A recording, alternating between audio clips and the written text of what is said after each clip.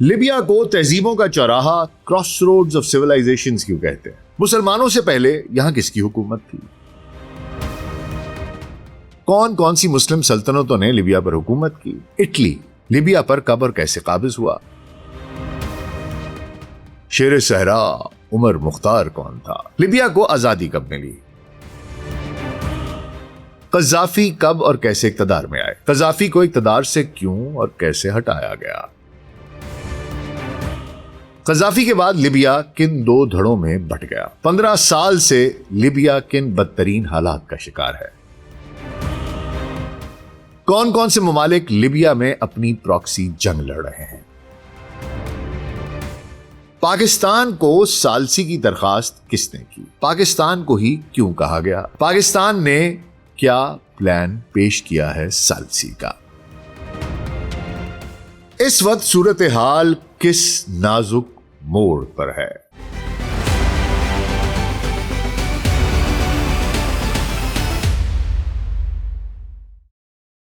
Global search podcast doctor Nasir Baig کے ساتھ آپ کی خدمت میں حاضر ہیں جی۔ السلام علیکم۔ شمالی افریقہ کا وہ ملک جو کبھی دنیا میں سب سے بلند معیار زندگی اور تیل کی دولت کے لیے جانا جاتا تھا، پچھلے 15 سالوں سے ایک نہ ختم ہونے والی تباہی، تقسیم اور خانہ جنگی کی آگ میں جل رہا ہے۔ یہ کہانی ہے لیبیا کی، ایک ایسا ملک جس نے تاریخ کے عظیم ترین عروج بھی دیکھے اور بدترین زوال بھی، لیکن آج بین الاقوامی سیاست کے بند کمروں سے کچھ ایسی سرگوشیاں سنائی دے رہی ہیں جو پوری دنیا کے تھنک ٹینکس کی توجہ کا مرکز بنی ہوئی ہے۔ پاکستان، جو جغرافیائی طور پر لیبیا سے ہزاروں میل دور ہے، اس وقت لیبیا کو دوبارہ ایک ملک بنانے اور اس کے دو جانی دشمن دھڑوں کے درمیان صلح کرانے کے لیے ایک انتہائی خفیہ اور بڑے سفارتی مشن کی قیادت کر رہا ہے۔ یہ سلسلہ کیسے شروع ہوا؟ تقسیم کی وجہ کیا تھی؟ قذافی کو اصل میں کیوں ہٹایا گیا؟ کیا واقعی ان کا قصور صرف یہ تھا کہ وہ ڈالر کی بادشاہت کو چیلنج کر کے سونے پر مبنی ایک نئی بین الاقوامی کرنسی لانا چاہتے تھے؟ اور اس پورے معاملے میں پاکستان کا کردار کیا ہے؟ آئیے تاریخ کے پردے اٹھاتے ہیں اور اس سیاسی تھرلر کو شروع سے سمجھتے ہیں۔ تو حضور اگلے 10 سے 15 منٹ کے لیے دھیان ذرا ادھر، اور اگر ہمارا کانٹینٹ پسند آ رہا ہے تو ویڈیو کو لائک اور چینل کو سبسکرائب کر دیجیے گا۔ تو آئیے آغاز کرتے ہیں۔ حضور، لیبیا کی سرزمین عام صحرا نہیں ہے، یہ دنیا کی قدیم ترین تہذیبوں کا کراس روڈ رہی ہے۔ اس ملک کی تاریخ کو ہم 4 واضح ادوار میں تقسیم کر کے سمجھ سکتے ہیں۔ پہلا ہے قدیم تہذیبی اور قبل از اسلام دور۔ ہزاروں سال پہلے لیبیا کا ساحلی علاقہ بحیرہ روم کی تجارت کا مرکز ہوا کرتا تھا۔ فونیشینز نے یہاں ٹرپولی، طرابلس کی بنیاد رکھی، جبکہ قدیم یونانیوں نے مشرقی حصے میں سائرین نامی شاندار شہر بسایا۔ بعد میں یہ علاقے عظیم رومی سلطنت کا حصہ بن گئے۔ رومیوں کے لیے لیبیا کی اہمیت کا اندازہ اس بات سے لگائیں کہ وہ اسے گرینری آف یورپ، یعنی کہ یورپ کا گودام کہا جاتا تھا اس کو، کیونکہ یہاں کی زرخیز ساحلی پٹی سے پوری رومی سلطنت کو گندم فراہم کی جاتی تھی۔ اس دور میں یہاں کے مقامی باشندوں، جنہیں بربر کہا جاتا ہے، نے اپنی منفرد ثقافت اور شناخت کو قائم رکھا۔ دوسرا دور ہے حضور اسلامی فتوحات اور عثمانی سلطنت کا عروج۔ 7ویں صدی عیسوی میں حضرت عمر بن العاص رضی اللہ تعالیٰ عنہ کی قیادت میں اسلامی افواج نے شمالی افریقہ کا رخ کیا اور لیبیا اسلامی خلافت کا حصہ بن گیا۔ اس دور نے لیبیا کا نقشہ ہمیشہ کے لیے بدل دیا۔ یہاں کی زبان عربی ہو گئی اور اسلام یہاں کا بنیادی مذہب بن گیا۔ اموی، عباسی اور پھر مختلف مقامی مسلم خاندانوں کی حکومت کے بعد 16ویں صدی 1551 میں لیبیا عثمانی سلطنت آٹومن امپائر کے زیر اثر آ گیا۔ عثمانیوں کے دور میں طرابلس بحیرہ روم میں ایک بڑی بحری طاقت بن کر ابھرا اور یہاں مغربی بحری جہازوں کو ٹیکس دینا ہوتا تھا۔ تیسرا دور آتا ہے حضور اطالوی نوآبادیاتی دور اور عمر مختار کی مزاحمت کا۔ 20ویں صدی کے آغاز میں لیبیا پر مصیبت کے بادل چھا گئے۔ 1911 میں اٹلی نے سلطنت عثمانیہ کی کمزوری کا فائدہ اٹھا کر لیبیا پر حملہ کر دیا اور اسے اپنی نوآبادیات یعنی کہ کالونی بنا لیا۔ اطالویوں کا مقصد یہاں فاشسٹ اطالوی شہریوں کو بسانا اور مقامی عربوں کو غلام بنانا تھا۔ انہوں نے لاکھوں لیبین باشندوں کو حراستی کیمپوں میں بند کر دیا، فصلیں جلا دیں اور بے پناہ مظالم اٹھائے۔ لیکن اسی سیاہ دور میں لیبیا کی مٹی سے ایک عظیم ہیرو پیدا ہوا، لیبیا کا سپوت پیدا ہوا عمر مختار، جنہیں دنیا شیر صحرا، لائن آف دا ڈیزرٹ کے نام سے جانتی ہے۔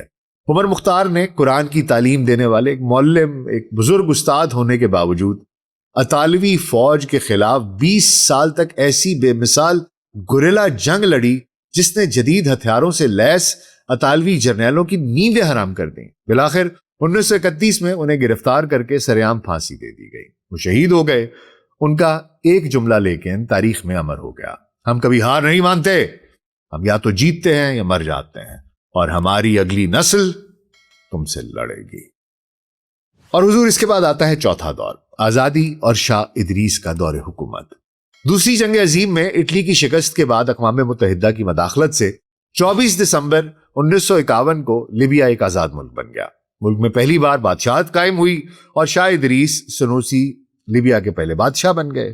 شاہ ادریس کے دور میں لیبیا دنیا کے غریب ترین ممالک میں شمار ہوتا تھا، جہاں کی زیادہ تر آبادی ناخواندہ اور زرعی معاش پر منحصر تھی۔ لیکن 1959 میں لیبیا کی تقدیر بدل گئی، جب یہاں دنیا کے بہترین اور خالص ترین خام تیل، سویٹ کروڈ آئل، اس کے وسیع ذخائر دریافت ہوئے۔ اچانک ملک میں دولت کی ریل پیل ہو گئی، لیکن اس دولت کا بڑا حصہ شاہی خاندان اور مغربی تیل کمپنیوں کی جیبوں میں جا رہا تھا، جس نے عوام اور فوج کے اندر شدید غصہ پیدا کر رکھا تھا۔ اور حضور اس وقت لیبیا کی تاریخ میں ایک اہم موڑ آتا ہے۔ 1 ستمبر 1969 کو جب شاہ ادریس علاج کے لیے ملک سے باہر تھے، ایک 27 سالہ نوجوان سگنل کور کے کپتان معمر قذافی نے اپنے چند ساتھی افسران کے ساتھ مل کر خون کا ایک بھی قطرہ بہائے بغیر ایک کامیاب فوجی بغاوت کی اور بادشاہت کا خاتمہ کر دیا۔ 42 سالہ اقتدار کی کہانی شروع ہو گئی۔ قذافی نے لیبیا پر 42 سال 1969 سے 2011 تک حکومت کی۔ ان کا نظام حکومت دنیا کی روایتی نظاموں سے بالکل مختلف تھا۔ انہوں نے اپنی ایک کتاب، سبز کتاب، دا گرین بک لکھی، جس میں جمہوریت اور بادشاہت دونوں کو مسترد کر کے جماہیریہ، عوامی ریاست کا تصور دیا۔ قذافی نے اقتدار سنبھالتے ہی تمام غیر ملکی تیل کمپنیوں کو نیشنلائز کیا اور تیل کی دولت کا رخ براہ راست عوام کی طرف موڑ دیا۔ ان کے دور میں لیبیا نے وہ ترقی دیکھی جو کسی خواب سے کم نہیں۔ ہر شہری کے لیے تعلیم، صحت کا نظام 100% مفت کر دیا گیا۔ ہر نئے شادی شدہ جوڑے کو حکومت کی طرف سے گھر خریدنے کے لیے خطیر رقم دی جاتی۔ قذافی نے گریٹ مین میڈ ریور، یہ نامی ایک سب سے بڑا پاشی کا منصوبہ بنایا، جس کے ذریعے صحرا کے نیچے سے موجود پانی کو پائپ لائنوں کے ذریعے طرابلس اور بنغازی تک پہنچایا گیا۔ اس منصوبے کو دنیا کا 8واں عجوبہ بھی کہا جاتا ہے۔ لیکن اس کے ساتھ ہی قذافی ایک سخت گیر آمر بھی تھے۔ ملک میں کسی بھی سیاسی جماعت، آزاد میڈیا یا اپوزیشن کی اجازت نہیں تھی۔ جو بھی ان کے نظام کے خلاف بولتا اسے سخت سزا دی جاتی یا جلا وطن کر دیا جاتا۔ اور پھر حضور وہ وقت آیا جب کہ قذافی کو مغرب نے ہٹا دیا۔ اس کی اصل کہانی کیا ہے یہ بھی آپ کو بتا دیتے ہیں۔ دیکھیے حضور، مغربی میڈیا ہمیشہ یہ بتاتا ہے کہ قذافی کو اس لیے ہٹایا گیا کیونکہ وہ ایک ظالم ڈکٹیٹر تھا۔ یہ کہانی ہے، کور اپ ہے۔ جمہوریت کے نام پر، ڈکٹیٹرشپ کے نام پر ان کے اپنے ملکوں میں کیا نہیں ہوتا۔ ایپسٹین کی وکٹمز کو کس نے انصاف دلوایا؟ تو یہ سارے ڈھکوسلے ہیں۔ بہرحال آپ کو یہ علم ہونا چاہیے کہ، اور یہ بین الاقوامی سیاست کے ماہرین جو ہیں وہ بھی یہ جانتے ہیں اور کہتے ہیں کہ ان کی برطرفی کی اصل وجہ کچھ اور تھی۔ قذافی دراصل مغربی استعمار کو، خاص طور پر امریکی ڈالر کی اجارہ داری، ڈالر ہیجمنی کے سخت خلاف تھے۔ قذافی کا ایک بہت بڑا خواب تھا، ایک متحدہ افریقہ اور ایک مضبوط اسلامی بلاک۔ وہ افریقہ کو ایک ایسی اقتصادی طاقت بنانا چاہتے تھے جو مغرب کے IMF اور ورلڈ بینک کے چنگل سے آزاد ہو جائے۔ اس مقصد کے لیے انہوں نے ایک انقلابی منصوبہ تیار کیا، گولڈ دینار۔ قذافی چاہتے تھے کہ تمام افریقی اور عرب ممالک اپنے تیل اور گیس کی فروخت امریکی ڈالر کی بجائے اس نئے سونے کی کرنسی، گولڈ بیکڈ کرنسی میں کریں۔ اگر یہ منصوبہ کامیاب ہو جاتا تو دنیا بھر کے ممالک کو تیل خریدنے کے لیے ڈالر کی ضرورت نہ رہتی۔ اس کے نتیجے میں امریکی ڈالر راتوں رات اپنی ارزش کھو بیٹھتا اور امریکی معیشت زمیں بوس ہو جاتی۔ یہ واشنگٹن اور یورپی دارالحکومتوں کے لیے ایک ریڈ لائن تھی، سرخ لکیر تھی، جسے قذافی نے پار کر دیا۔ اچھا، اس میں حضور ایک خاتون ہے جس کا کہ اس کا اپنا اور اس کے شوہر کا نام بھی بارہا آتا ہے وہ ایپسٹین فائل میں بھی۔ اس کا نام ہے ہلری کلنٹن۔ اس کا ایک بڑا کردار رہا اس میں۔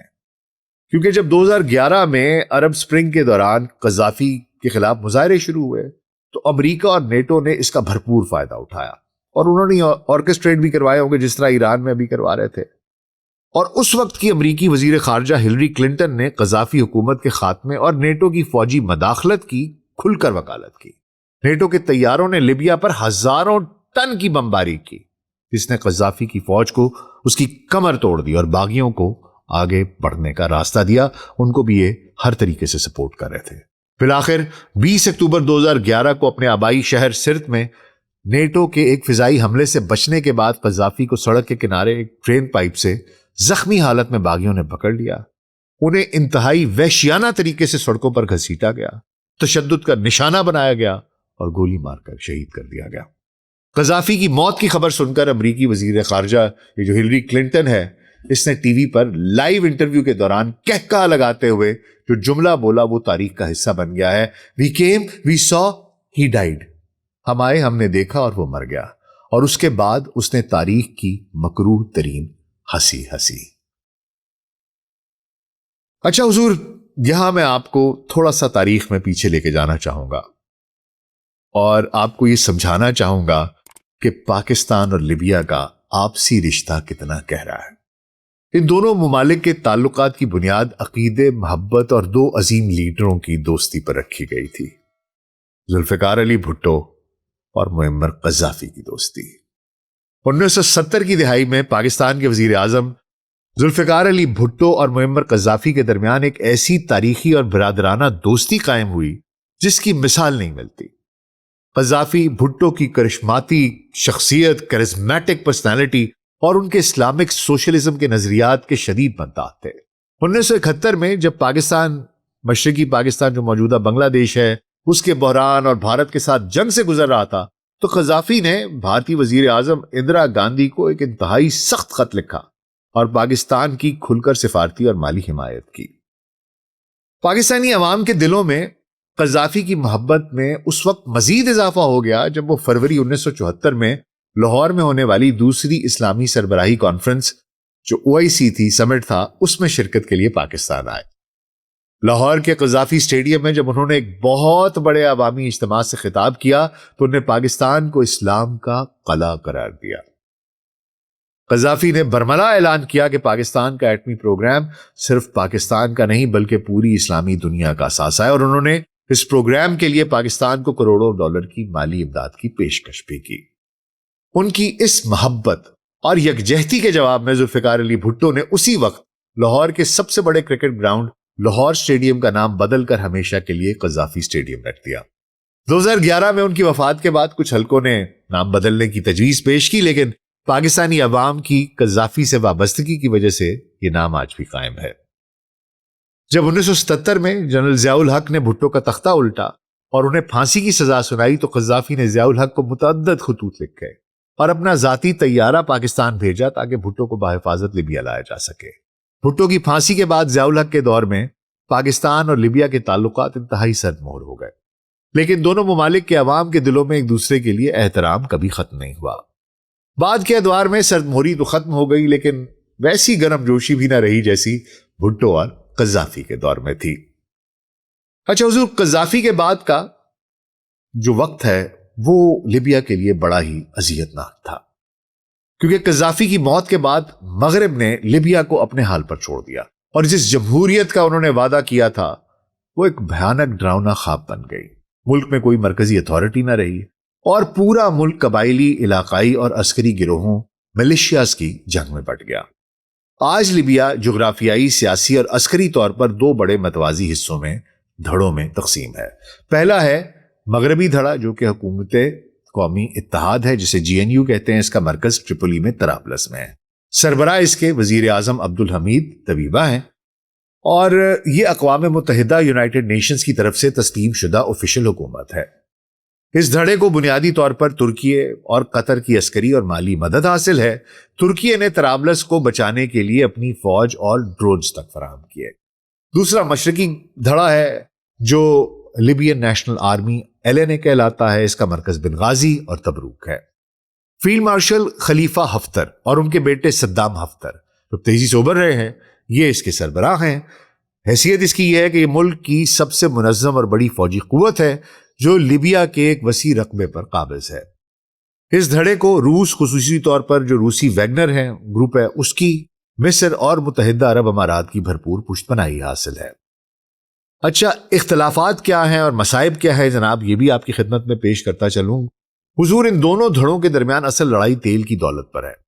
لیبیا کی 80% سے زیادہ تیل کے کنویں جو ہیں اور اہم پائپ لائن ہیں وہ مشرقی حصے حفتر کے کنٹرول میں ہیں، لیکن تیل کے فروخت سے آنے والا سارا پیسہ طرابلس میں موجود سینٹرل بینک آف لیبیا میں جاتا ہے۔ مشرقی دھڑا چاہتا ہے کہ مالیاتی کنٹرول ان کے پاس ہو، جبکہ مغربی دھڑا اپنی پوزیشن چھوڑنے کو تیار نہیں ہے۔ اس کھینچا تانی میں لیبیا کا عام شہری پچھلے 15 سالوں سے پس رہا ہے۔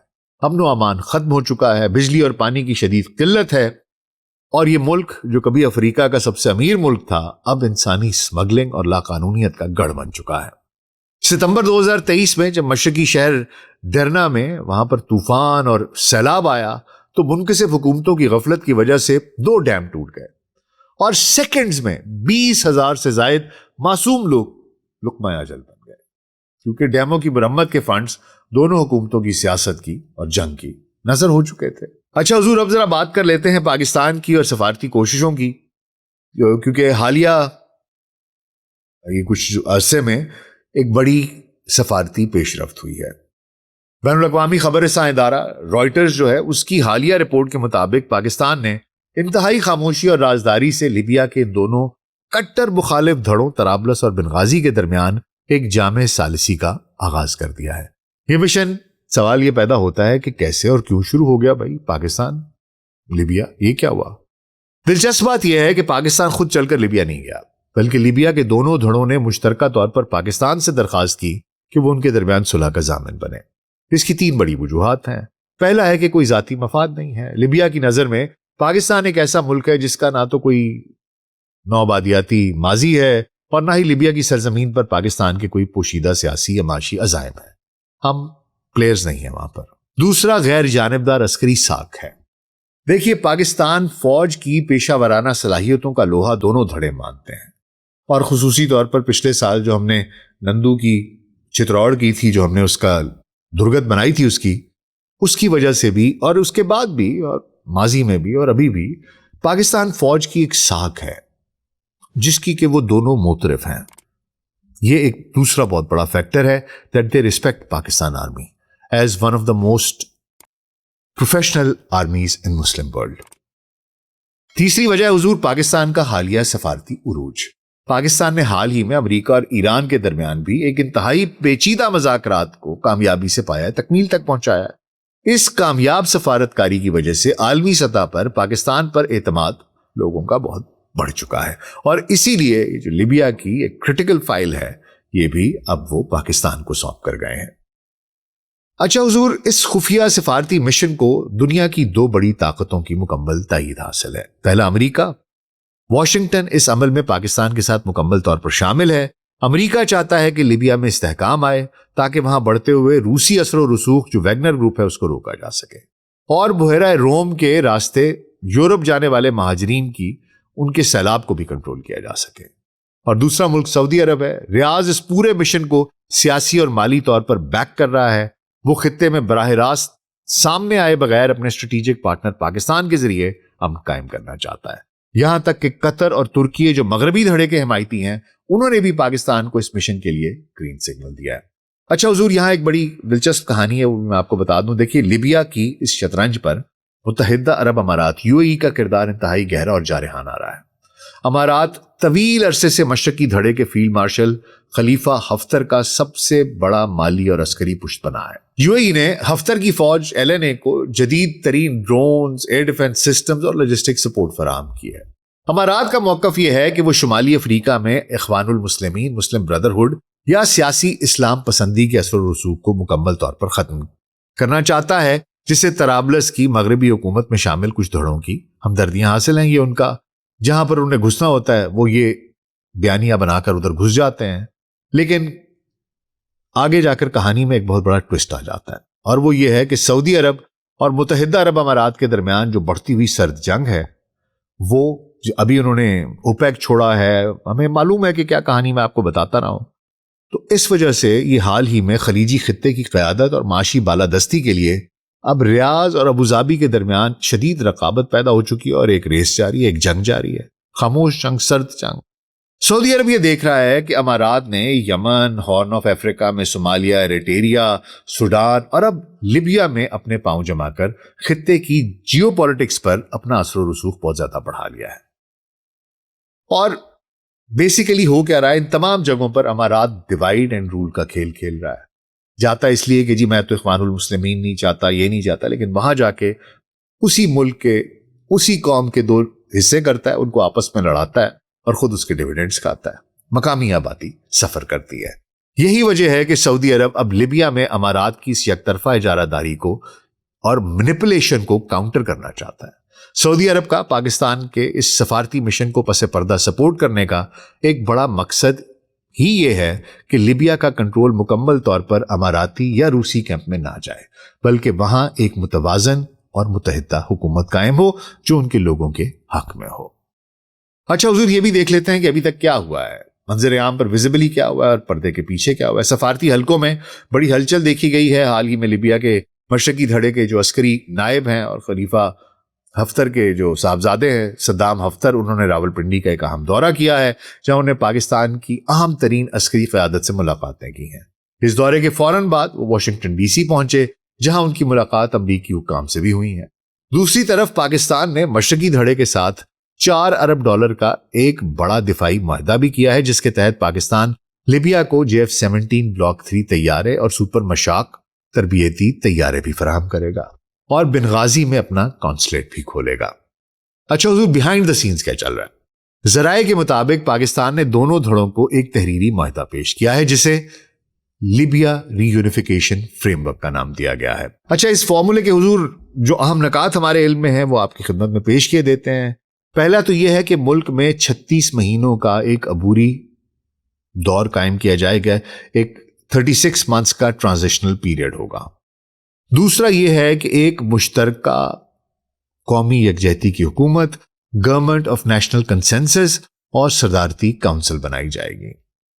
تیسرا یہ ہے کہ پاور شیئرنگ فارمولے کے تحت طرابلس کے عبدالحمید جو دبیبہ ہیں وہ وزیر اعظم کے عہدے پر برقرار رہ سکتے ہیں، جبکہ بنغازی کے صدام ہفتر کو صدارتی کونسل کا چیئرمین یا عسکری کمانڈ میں بڑا عہدہ دیا جا سکتا ہے۔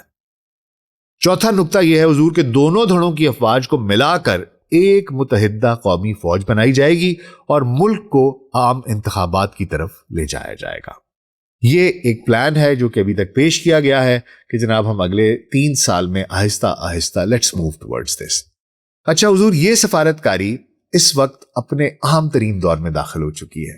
اس ثالثی کی پہلی بڑی اور تاریخی کامیابی حال ہی میں دیکھی جا چکی ہے جب دونوں منقسم دھڑوں نے 15 سالوں میں پہلی بار ایک مشترکہ قومی بجٹ منظور کیا ہے۔ اسے ایک بہت بڑا بریک تھرو مانا جا رہا ہے۔ تاہم چیلنجز اب بھی موجود ہیں۔ دونوں طرف کی جو مقامی ملیشیاز ہیں، ان کے ذاتی مفادات ہیں، بیرونی طاقتوں کا اثر ہے، وہ اس امن عمل کو کسی بھی وقت سبوتاژ کر سکتے ہیں۔ پاکستان اس بات کو یقینی بنانے کے لیے کوشاں ہے کہ یہ معاہدہ زمین پر بھی نافذ العمل ہو جائے۔ اچھا حضور، یہ ساری کہانی ہے اور سچ بتاؤں تو لیبیا کی کہانی نا، اس میں بہت سے سبق ہیں ہمارے لیے۔ بیرونی مداخلت، اندرونی تقسیم کیسے ایک ہنستے کھیلتے اور امیر ملک کو برباد کر سکتی ہے، لیکن اس اندھیرے میں پاکستان کا یہ امن مشن امید کی ایک نئی کرن بن کر ابھرا ہے۔ اگر اسلام آباد اس پیچیدہ ترین عرب تنازع کو حل کرانے میں کامیاب ہو جاتا ہے تو نہ صرف لیبیا کے عوام سکھ کا سانس لیں گے اور ایک بار پھر ترقی کی راہ پر گامزن ہوں گے، بلکہ یہ عالمی سفارتکاری کی تاریخ میں پاکستان کا ایک اور بڑا معرکہ ہوگا جو دنیا بھر میں پاکستان کے اسٹریٹجک اور سفارتی قد کاٹ کو ایک نئی بلندی پر لے کے جائے گا۔ کیا صحرا کے جنگجو دھڑے امن کے اس پاکستانی پلان کو قبول کر پائیں گے؟ کیا ایک دوسرے پر اتنا اعتماد کر پائیں گے، یا لیبیا کی قسمت نے ابھی مزید خون لکھا ہے؟ آپ کا اس بارے میں کیا خیال ہے؟ اپنی قیمتی رائے کا اظہار کامنٹس میں ضرور کیجیے گا۔ اپنا بہت خیال رکھیے گا۔ شکریہ۔